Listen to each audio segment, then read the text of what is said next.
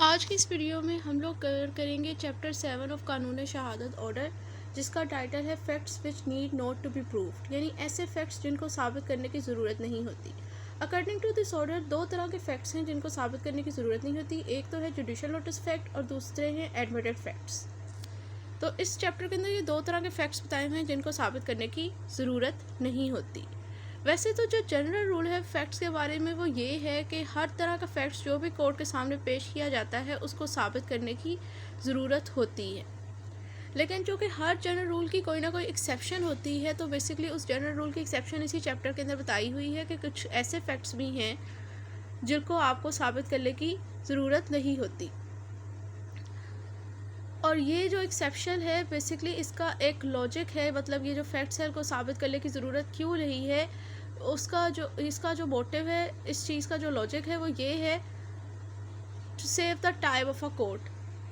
क्योंकि according to article 37 clause D of constitution of Pakistan 1973 ये state की ऑब्लिगेशन है कि वो सस्ता और फौरी इंसाफ मुहैया करे।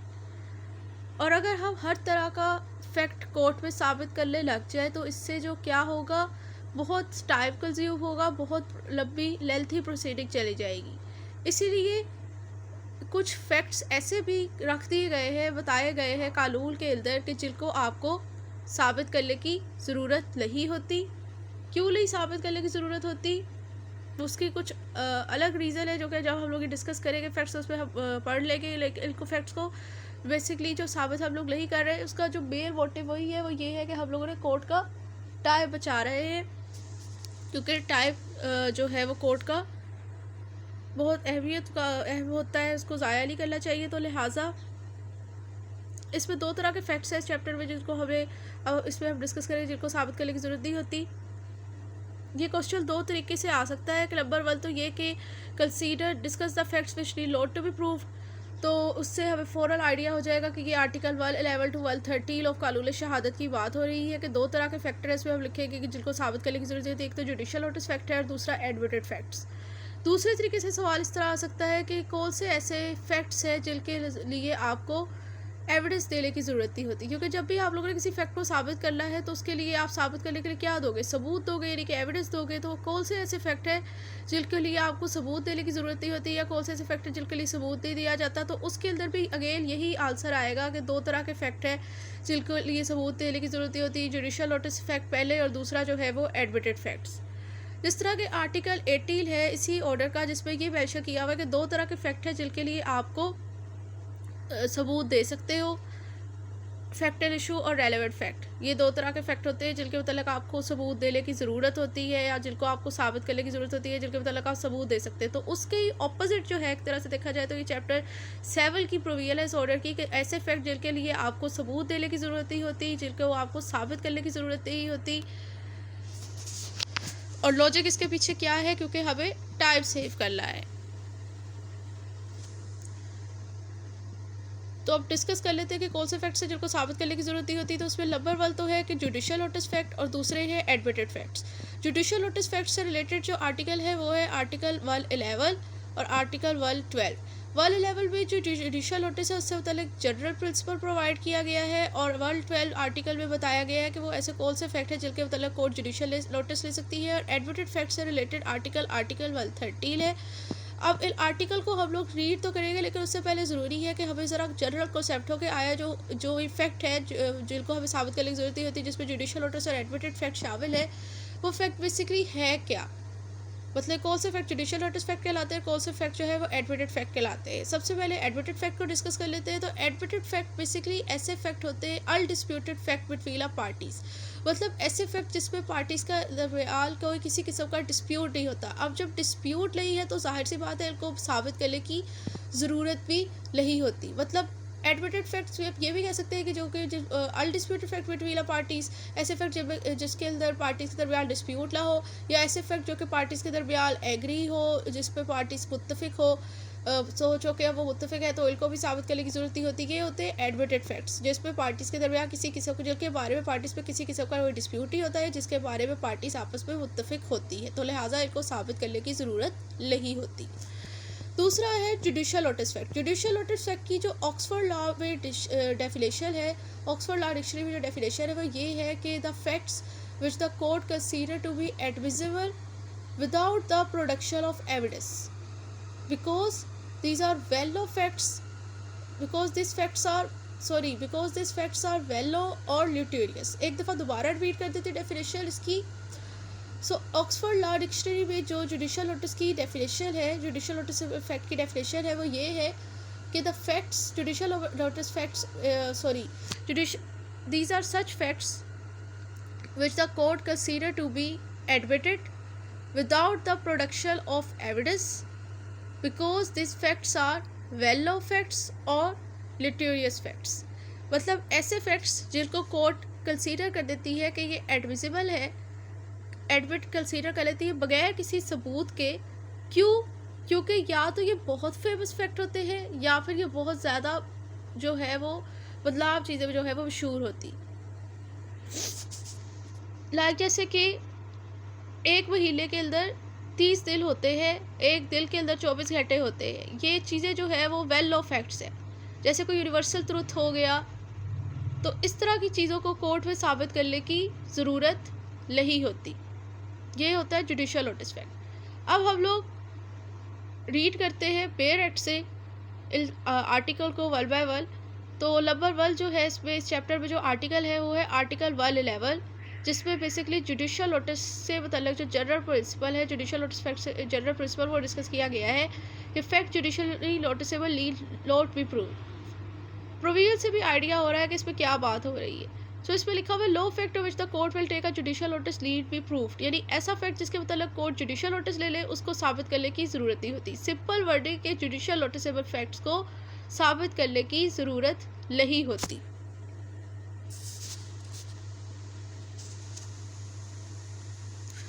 जुडिशल नोटिस फैक्ट को साबित करने की बेसिकली ज़रूरत इसलिए नहीं होती क्योंकि ये ना इस तरह की चीज़ें हैं कि जो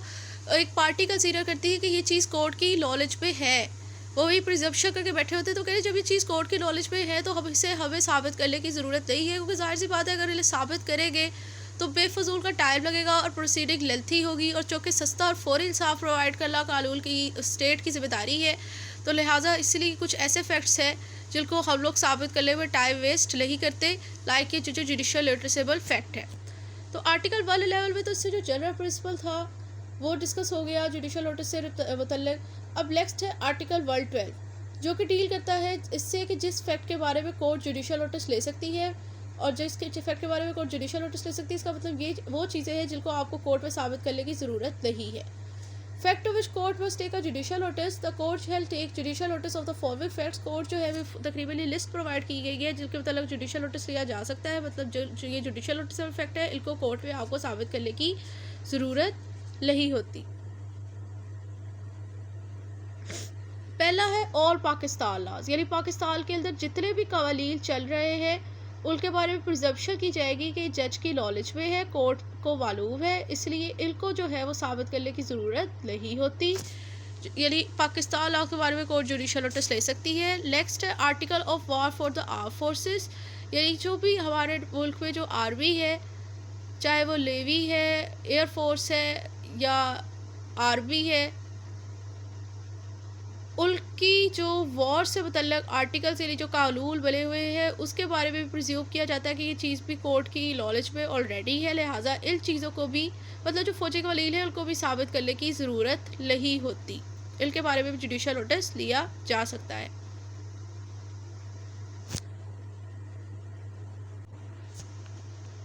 नेक्स्ट है the course of proceeding of the central legislator and any legislator establish under any law for the timing force in Pakistan, यानी पाकिस्तान के अंदर कोई कानून है, उस कानून के तहत कोई सेंट्रल लेजिस्लेटर या कोई लेजिस्लेटर इस्टेब्लिश किया गया, मतलब कोई कानून साजी का अदारा बुलाया गया है, जो उस कानून साज अदारे की जो प्रोसीडिंग जो उनकी कार्रवाई होती है उनको भी साबित करने की ज़रूरत नहीं होती। उसके बारे में भी यानी जुडिशल नोटिस लिया जा सकता है। नेक्स्ट प्रिजम्पशन कुछ सील्स के बारे में है कि कुछ इसी क्लाउज के अंदर कुछ रेलेवेंट पर्सन और डिपार्टमेंट्स की जो है वो सील का डिस्कस किया गया है कि ये उन्हीं डिपार्टमेंट की या उसी पर्सन की सील है, उस चीज़ को भी आपको साबित करने की ज़रूरत नहीं होती। मतलब इनके बारे में भी जुडिशल नोटिस लिया जा सकता है। अब वो कौन कौन सी सील्स हैं जिनको आपको साबित करने की ज़रूरत नहीं होती कि फ़लाँ ये इसी पर्सन की हैं या इसी डिपार्टमेंट की हैं। उसमें शामिल है the seal of all court in Pakistan end of all court out of Pakistan established by the authority of the federal government और द गवर्नमेंट रिप्रेजेंटेटिव। मतलब जो भी पाकिस्तान के अंदर कोर्ट काम कर रहे हैं उनकी सील, और इसी तरह जो आउटसाइड ऑफ पाकिस्तान कोर्ट काम कर रहे हैं under the authority of the federal government या गवर्नमेंट रिप्रेजेंटेटिव, उनकी सील को साबित करने की ज़रूरत नहीं होती। मतलब ये कहने की ज़रूरत नहीं होती कि ये फ़लाँ पाकिस्तान के कोर्ट की सील है। इस चीज़ को आपको साबित करने की ज़रूरत नहीं है। इसके मतलब जुडिशल नोटिस लिया जा सकता है। दैन इसमें शामिल है the seal of court of Admiralty and maritime jurisdiction and float Republic, यानी कि court of Admiralty, maritime jurisdiction और रिपब्लिक की सील्स को मतलब जुडिशल नोटिस लिया जा सकता है। इनको भी साबित करने की जरूरत होती है। And all seals which any person is authorised to use by any act or regulation with the force of law in Pakistan. इसी तरह पाकिस्तान में कोई कानून है, वो इन्फोर्सेबल है, वो काम कर रहा है, उसके तहत कोई पर्सन अपॉइंट हुआ है उस और वो ऑथराइज्ड है उस कानून के मुताबिक कि वो कोई फ़लाँ सील जो है वो यूज़ कर सकता है, तो उस सील को भी साबित करने की ज़रूरत नहीं होती कि ये इसी पर्सन की सील है। उसके बारे में भी जुडिशल नोटिस लिया जा सकता है। इसकी परफेक्ट एग्जांपल है कि लाइक जो सिविल सर्वेंट की अपॉइंटमेंट होती है, सिविल सर्वेंट एक्ट पाकिस्तान के अंदर जो चल रहे हैं उसके तहत, और उसके तहत उन्हें कोई ओहदा दिया गया है और उन्हें ऑथराइज्ड है कि वो ये फ़लाँ कोई सील इस्तेमाल कर सकते हैं, क्योंकि ज़ाहिर है वो पब्लिक सर्वेंट है। तो उनकी जो सील जो है कि ये फ़लाँ सिविल ऑफिसर की सील है, उसको हम लोग चैलेंज नहीं कर सकते, उसको मतलब उसको साबित करने की ज़रूरत नहीं होती। उसके बारे में जुडिशल नोटिस लिया जा सकता है। नेक्स्ट है the accession to office, leave, title, function and signature of the person filing for the type be any public office in Pakistan if the fact of their appointment such office is notified in the official gazette। Same ये भी वही है कि अगर कोई person ऐसा सरकारी officer appoint हुआ है पाकिस्तान अंदर की कोई पब्लिक ऑफिस होल्ड आउट कर रहा है, और जो ऑफिशियल गैजेट है उसके अंदर उसकी अपॉइंटमेंट बाकायदा हाईलाइट हो चुकी है, उसके बारे में नोटिफिकेशन आ गया है कि फ़लाँ पोस्ट पे फ़लाँ बंदा अपॉइंट हो गया है, तो अब इस सिचुएशन में जो उस पर्सन का जो सिग्नेचर है, उस पोस्ट से रिलेटेड में कोई डॉक्यूमेंट वगैरह साइन करता है तो उस पर जो उसकी सिग्नेचर है, जो उसका टाइटल है, जिस पोस्ट पे अपॉइंट हुआ है उसका क्या लाभ है, और जो है वो कौन से ऑफिस को होल्ड आउट कर रहा है, जो उसका टाइटल है, जो उसके फंक्शन है, उसको भी साबित करने की ज़रूरत नहीं होती। मतलब इस चीज़ के मतलब भी जुडिशल नोटिस लिया जा सकता है। नेक्स्ट है the existence, title and national flag of every state or sovereign recognised by the federal government. मतलब ये फेडरल गवर्नमेंट से मुराद पाकिस्तान है। मतलब पाकिस्तान ने जिस स्टेट को, जिस सॉवरन अथॉरिटी को एक आज़ाद मुमलिकत के तौर पर तस्लीम किया हुआ है, रिकॉग्नाइज से मुराद है कि तस्लीम किया हुआ है, तो उसकी उस स्टेट की जो है वो एग्जिस्टेंस, उसके टाइटल और उसके नेशनल फ्लैग को भी के बारे में भी जुडिशल नोटिस लिया जा सकता है। मतलब इस चीज़ के बारे में कंसीडर किया जाएगा कि कोर्ट की नॉलेज पे है, इसको भी आपको इस तरह के फैक्ट्स को भी आपको साबित करने की ज़रूरत नहीं होती। नेक्स्ट है the division of time, the geographical division of the world and public festival, fast and holidays notified in the official gazette. इसी तरह जो ऑफिशियल गैजेट है उसके अंदर बाकायदा नोटिफिकेशन आ जाता है, जो भी सरकारी फेस्टिवल्स हो गए, मतलब ईद वगैरह, मुहर्रम वगैरह, और जो भी फास्ट के लिए जो रमज़ान का टाइम पीरियड है और जो छुट्टियां होगी उसके मतलब जो है वो जो नोटिस जारी कर दिया जाता है, या फिर जो जोग्राफिकल डिवीजन ऑफ टाइम है उसके बारे में बाकायदा जो नोटिस जारी कर दिया गया है सरकारी, इन चीज़ों को भी कोर्ट में साबित करने की ज़रूरत नहीं होती। मतलब इसके बारे में भी जुडिशल नोटिस लिया जा सकता है। इन फैक्ट्स के बारे में जुडिशल नोटिस लिया जा सकता है, तो लिहाजा इनको भी कोर्ट में साबित करने की ज़रूरत नहीं होती।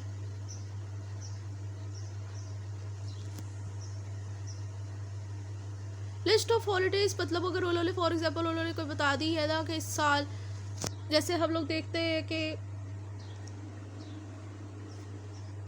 ईद की छुट्टियां पहले डिसाइड की हुई होती है और जो एक्सपेक्टेशन एक लगाई हुई होती है कि ये जो है वो स्टेट को ये फ़लाँ इवेंट बनेगा, ये इस तरह होगा, तो वो बाकायदा हर एक डिपार्टमेंट का एक पैनल बना हुआ होता है, और वो जो फिर एक सरकारी नोटिस है उसके अंदर बाकायदा नोटिफिकेशन उसका लग चुका होता है। तो उस चीज़ के बारे में भी जो है वो ये कंसीडर किया जाएगा कि ये कोर्ट की नॉलेज पे है ये फैक्ट्स,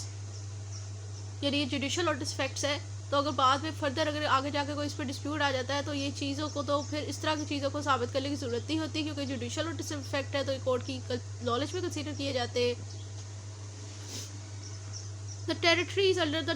डोमिनियन ऑफ पाकिस्तान, यानी पाकिस्तान जो एक स्टेट है और उसके अंदर जो जो इलाके आते हैं इनके बारे में भी कंसीडर किया जाएगा कि जुडिशल नोटिस फैक्ट है, कोर्ट की नॉलेज में है, लिहाजा इनको भी साबित करने की ज़रूरत नहीं होती। The commencement continues a termination of hostilities between the Pakistan and any other state or body of person. इसी तरह पाकिस्तान के किसी स्टेट के साथ या किसी बॉडी ऑफ पर्सन के साथ जो है वो पाकिस्तान के जो ये एक ही चीज़ है, कोई ज़रूर का वर्ड लिखा हुआ है, अगर पाकिस्तान के किसी स्टेट के साथ जो कोई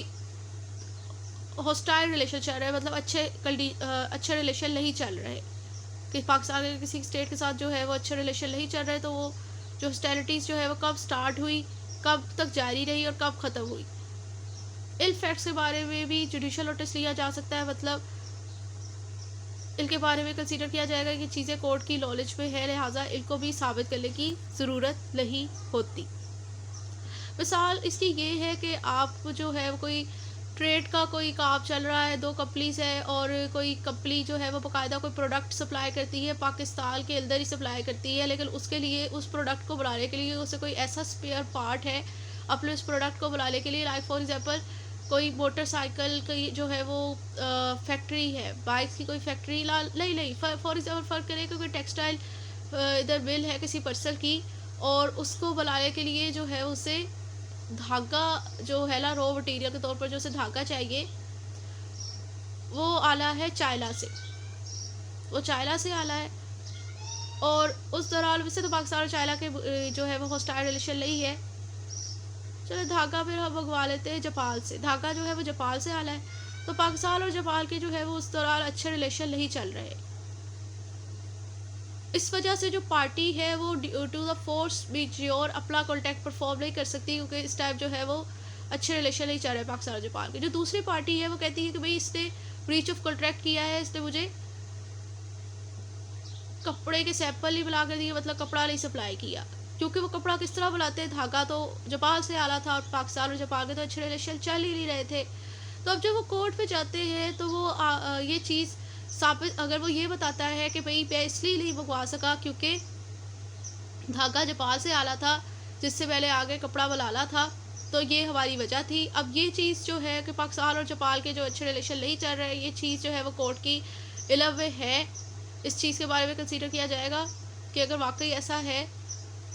तो पाकिस्तान जो स्टेट है, पाकिस्तान के किसी भी स्टेट के साथ अगर कोई बुरे रिलेशन चल रहा है तो उस चीज़ के बारे में भी कंसीडर ये फैक्ट कंसीडर किया जाता है, प्रिज्यूम किया जाता है कि जुडिशल नोटिस फैक्ट है, कोर्ट की नॉलेज में है, तो लिहाजा इसे साबित करने की ज़रूरत नहीं होती। तो इस तरह जो पार्टी है उसे रिलीफ मिल जाएगा कि उसके पास एक वैलिड रीज़न था जिसकी वजह से वो अपना कॉन्ट्रैक्ट परफॉर्म नहीं कर सका। आई होप ये पॉइंट अब क्लियर हो गया होगा। नेक्स्ट है the name of the member and officer of the court and of their deputies and subordinate officer and assistants, and also of all officer acting in execution of its process, and all of advocate and other person authorized by law to appear or act before it. यहाँ पर ये है कि जो person court पे काम कर रहे हैं, कोर्ट के ऑफिसर्स है या जो उनके सबऑर्डिनेट ऑफिसर, जो उनके असिस्टेंट्स है, इसी तरह जो वकील है या जो पर्सन जो बाय लॉ जिनको अथॉरिटी है कि वो कानून के वो कोर्ट पे अपेयर हो सकते हैं, उन पर्सन की वो कौन से पर्सन है, उनके जो लॉ मेंबर्स है, इसके बारे में भी कंसीडर किया जाएगा कि कोर्ट की नॉलेज पे ये चीज़ है, इस चीज़ को साबित करने की ज़रूरत नहीं है। मिसाल के तौर पर इसकी परफेक्ट एग्जांपल ये है कि एक वकील आता है कोर्ट पे केस को प्रेजेंट कर ले, तो उसे पहले ये साबित नहीं करना पड़ेगा कि वह वकील हो, क्योंकि उसके पास उसका लाइसेंस है, और ये जो उसका लाइसेंस है ये चीज़ कंसीडर की जाएगी कि कोर्ट की नॉलेज पे है, क्योंकि लाइसेंस उसे इशू किया है, अगर वो पंजाब का है तो पंजाब बार काउंसिल ने उसे लाइसेंस इशू किया हुआ होगा, तो ये चीज़ जो है वो इस वजह से कंसीडर की जाएगी कि ये चीज़ कोर्ट की नॉलेज पे है कि ये वकील है, इस चीज़ को भी साबित करने की ज़रूरत नहीं होती। The rule of the road और लैंड और एट अ सी, इसी तरह जो ट्रैफिक कवानीन है, ट्रैफिक लॉज है, लैंड लॉज है और जो सी लॉज है,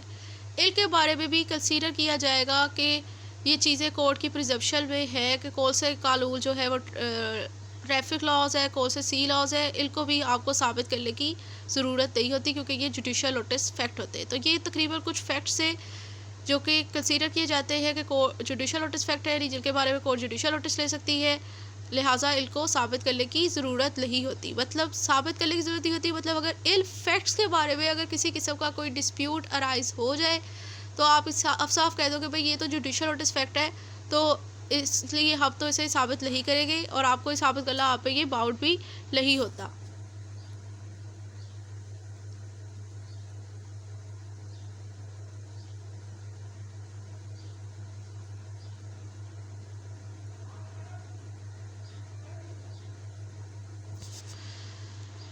Further, sub-article 2, in all cases refer to in clause 1 and also on all matter of public history, literature, science or art. The court will sought for its aid to appropriate books or document of reference. इसमें अब चूँकि हम लोगों ने पहले court के ऊपर sub article 1 में इतनी बड़ी ऑब्लिगेशन डाल दी कि भाई ये इतने सारे फैक्ट्स हैं जिसके बारे में कोर्ट की नॉलेज में होनी चाहिए, ये चीज़ें कोर्ट को मालूम हो कि ये चीज़ें हैं, लेकिन साथ ही सब आर्टिकल 2 में ये बता दिया गया है कि कोर्ट को भी कोई इल्म गैब तो नहीं है कि इतनी सारे अब इतना तो नहीं कोर्ट जहील हो सकता कि उसे हर चीज़ की नॉलेज हो, तो इसलिए कोर्ट के पास एक ऑप्शन बता दिया गया है कि कोर्ट जो ये जो मैटर रेफर बताए गए थे क्लाउज 1 में उन मामलात के मतलब इसी तरह कोई पब्लिक हिस्ट्री से रिलेटेड रेलेवेंट है, कोई लिटरेचर से, कोई साइंस और आर्ट से रिलेटेड जो है वो इवेंट है, तो उसके बारे में कोर्ट के पास ऑप्शन है कि वो बाकायदा कोई मुनासिब जो उससे रिलेटेड कोई बुक है या डॉक्यूमेंट है उससे उससे मदद ले सकती है, रेफरेंस ले सकती है। मतलब अगर कोई चीज़ आकर कोर्ट में कहता है कि भाई इस दिन हमारा कोई फला इवेंट था, कोई दूसरे मज़हब का पर्सन आ जाता है, तो कोर्ट जो है वो जो उनकी उससे मुतल्लक कोई उनके कोई मज़हब से रिलेटेड कोई बुक है तो उससे चीज़ को देख कर ये चीज़ अपनी मदद दे सकती है कि हाँ वाकई इनके मज़हब में ऐसी चीज़ होती है। मतलब फॉर एग्ज़ाम्पल कोई आकर ये कहता है कि भाई हमारे मज़हब में ये प्रैक्टिस है, यूँ है, फ़लाँ है, तो अब कोर्ट का जो जज है वो मुस्लिम हो, उसे तो नहीं पता कि ऐसा है या नहीं, लेकिन यहाँ पर तो कह दिया गया है कि उस चीज़ के बारे में उसको कुछ ऐसी चीज़ें जिसके बारे में कोर्ट को नॉलेज होनी चाहिए, तो कोर्ट उस चीज़ को अंडरस्टैंड करने के लिए जो उससे उसके वजह से मतलब जो रेलेवेंट बुक्स है उससे वगैरह मदद चीज़ ले सकती है। If the court is called upon by any person to take judicial notice, Sub Article 3, if the court is called upon by any person to take judicial notice of any fact, it may refuse to do so unless and until such person produce any such book or document as it may consider necessary to enable it to do so. अब इसी तरह यही है कि अगर एक person कोई कह देता है कोर्ट में आके भाई ये जुडिशियल नोटिसेबल फैक्ट है, आप इस पर जुडिशियल नोटिस ले, तो कोर्ट बाउंड हो गई है कि उस पर वो जुडिशियल नोटिस ले ले और उससे कह दे कि हाँ ठीक है चूँकि जुडिशियल नोटिस फैक्ट है, आपको इसको साबित करने की भी ज़रूरत नहीं है। इधर कोर्ट के पास पावर है कि अगर कोई कोर्ट को ऐसा कहता है करने के लिए तो कोर्ट से रिफ्यूज़ भी कर सकती है, मतलब उसे जुडिशियल नोटिस नहीं मिलेगी उस चीज़ पर जब तक वो पर्सन उससे मतलब कोई रेलेवेंट बुक या डॉक्यूमेंट नहीं कोर्ट पे प्रोड्यूस कर देता। अकेले उसी एग्जांपल को लेकर चल रहे कि अगर कोई पर्सन फला आकर कोर्ट पे कहता है कि भाई हमारा मज़हब है और इस मज़हब में ऐसी कोई प्रैक्टिस चलती है, तो लिहाजा इस चीज़ को आप एडमिट करें क्योंकि ये जुडिशियल नोटिस फैक्ट है।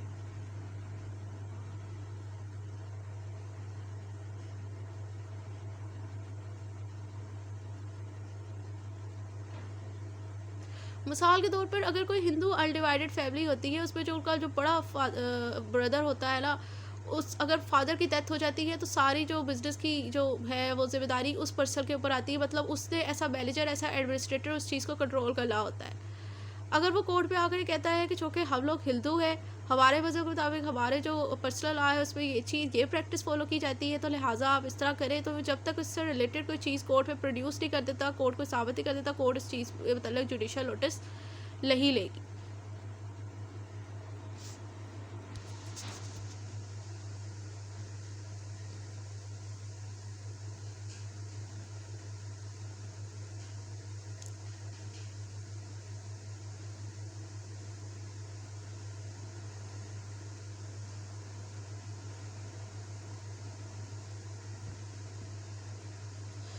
मिसाल के तौर पर इसी तरह अगर हम ले लें कि फ़र्ज़ करें कि कोई मज़हब है, जैसे इस्लाम में तो 4 शादियाँ जायज़ है ना, कोई दूसरा मज़हब कोई भी कंसीडर कर ले, सिर्फ एक एग्जांपल ही है, रियलिटी से इसका कोई ताल्लुक़ नहीं। कोई ऐसा मज़हब है जिसके अंदर एक टाइम में एक ही शादी जायज़ है, दूसरी नहीं है, और अगर कोई पर्सन जो है वो दूसरी शादी कर लेता है तो कोई पर्सन आके कहता है कि और दूसरी शादी करने के ऊपर जो है उसे कोई पेनल्टी भी नहीं है उसके मज़हब के मुताबिक,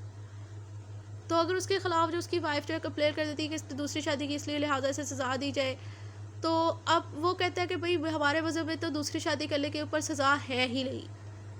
तो अब इस सिचुएशन के अंदर इसलिए इस पर वो कहता है कि जुडिशल नोटिस ले। कोर्ट उस चीज़ के ऊपर जब तक जुडिशल नोटिस नहीं लेगी जब तक वो अपना ये जो एलिगेशन है उसके मतलब कोई वैलिड बुक या कोई डॉक्यूमेंट रेफर नहीं कर देता। तो लिहाजा आर्टिकल 112 के अंदर में लिस्ट बताई गई है जिनके मतलब जुडिशल नोटिस ले सकती है कोर्ट, और जुडिशल नोटिस लेना जो है वो कोर्ट की डिस्क्रिशनरी पावर है कि वो रिफ्यूज़ भी कर सकती है तब तक अगर जो पर्सन चाहता है कि जिस चीज़ के मतलब जुडिशल नोटिस लिया जाए इसके मतलब वो रेलिवेंट कोई रेफरेंस नहीं दे देता, और किसी कंसीडर को चीज़ को जुडिशल नोटिस फैक्ट कंसीडर करने के लिए कोर्ट जो है वो बाकायदा खुद भी मदद ले सकती है किसी मुनासिब बुक और डॉक्यूमेंट से। आर्टिकल 112 हो गया। अब आर्टिकल 113 है जहाँ पर है कि facts admitted need not be proof. लाभ से क्लियर हो रहा है कि वो फैक्ट्स जिनको एडमिट कर लिया जाए उनको साबित करने की ज़रूरत ही नहीं। जाहिर सी बात है जिस फैक्ट के ऊपर पार्टीज़ का कोई डिस्प्यूट होगा उसी फैक्ट को साबित करने की ज़रूरत होगी। मतलब फॉर एग्जांपल एक पर्सन किसी से कहता है कि भाई तुमने मेरे पैसे दे ले हैं, वो कहता है मैंने तुम्हारे पैसे नहीं दे ले। अब इस चीज़ के ऊपर दोनों पार्टीज़ का डिस्प्यूट है, अब ये डिस्प्यूटेड फैक्ट्स है तो इसको साबित करने की ज़रूरत है। लेकिन अगर एक पार्टी कहती है कि भाई तुमने मेरे पैसे दे ले और दूसरी पार्टी कहती है यार ठीक है मैंने आपके पैसे दे ले, तो अब इस सिचुएशन के अंदर जब वो वाल रही है तो उस चीज़ को साबित करने की क्या ज़रूरत है। जिस चीज़ पर डिस्प्यूट होगा उसको ही साबित करेंगे, जिस पर नहीं होगा उसको ला साबित करना उसको साबित करना बेवकूफ़ों वाला काम ही है। तो जो चीज़ एडमिटेड होगी उसको साबित करने की ज़रूरत नहीं है। तो article 113 facts admitted need not to be proved, no fact need to be proved in any proceeding which the parties thereto or their agent agree to admit at the hearing or which before the hearing they agree to admit by any writing under their head.